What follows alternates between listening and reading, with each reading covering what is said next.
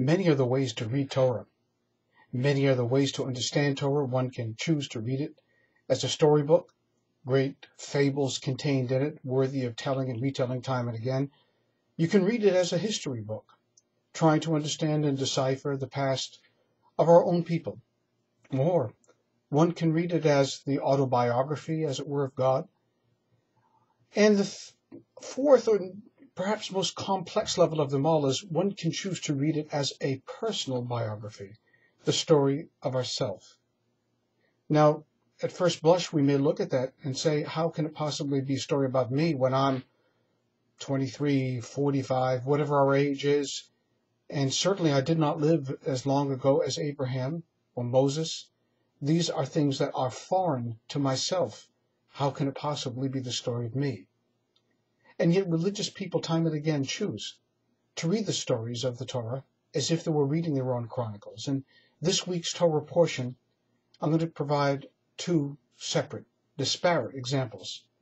The first of them is a commentary by the great Hasidic leader, Rabbi Menachem Mendel of Kotsk, who said and noticed that the Torah reading in Bamidbar begins, "These are the chronicles of the Jewish people as they lived in the desert."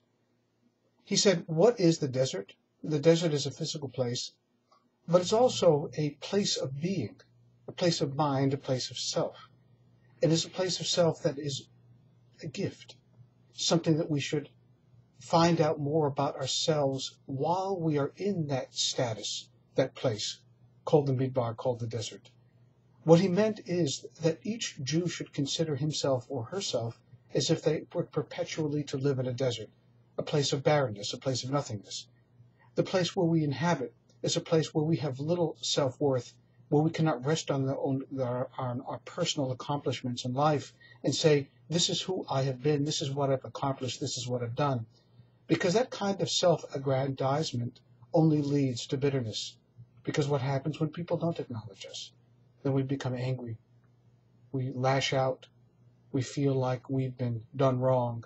We become less than we should be. When we believe that we are worthy of accolades, we're overstating our own case. We shouldn't have to do that. In fact, says Rabbi Menachem Mendel, we should argue the opposite. We should try to prove that we are nothing but sand in the middle of a desert. We are a piece, a fragment, minuscule, hardly worthy of notice in a vast cosmos. That if each Jew were to consider themselves to be just like this, how much healthier, how much more beautiful would the world be? And how much healthier would the individual be as well, if they were to consider themselves to be little? And he cites in that same passage, the great passage of the Mishnah, quoted by Hillel, if I'm not for myself, who will be for me? And you'll remember that that passage ends with the words, and if I'm only for myself, what am I? Not who, because I have lost myself in the process. But if I'm only for myself, I've become a thing. What? We are the desert.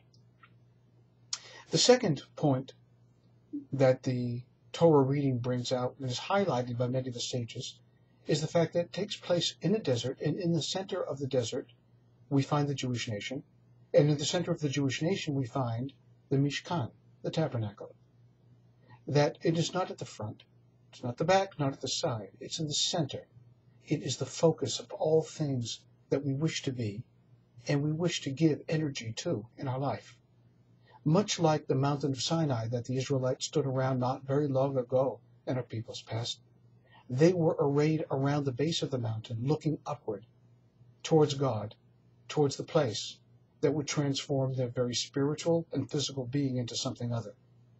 Much in the same way, the Mishkan, the tabernacle, was placed at the center of the Jewish people to perpetually remind them of Mount Sinai, and that this was to be the center of their life. The message to us is that we should do just the same. We should find the center of our existence, know its intrinsic holiness, and make sure that it is always the focus of everything that we do, believe, and say. The synagogue, the Torah, the prayer book, the Tanakh, the Torah, all the things that we consider to be Kodesh Kodeshim, the Holy of Holies, should be at the center of our life, not at the periphery, not out of reach, but always within reach, informing, giving us meaning, giving us life, breathing into us a sense of what it is to be born, to live, and to be a child of God. Shabbat Shalom.